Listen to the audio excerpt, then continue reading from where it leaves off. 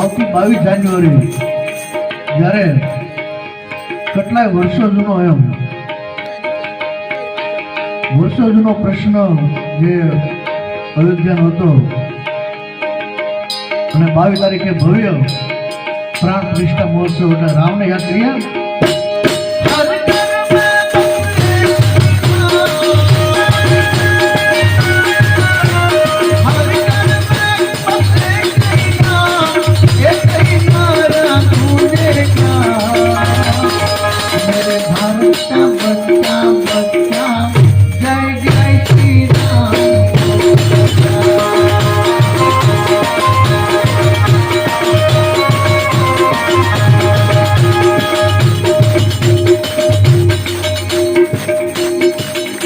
અને અમુક પાછો હાસ્ય કલાકારો એની પાસે આ ખબર મારે મોબાઈલમાં કંઈક ફોટો આવ્યો, એમાં મોદી સાહેબ રામને પગે લાગતા હોય.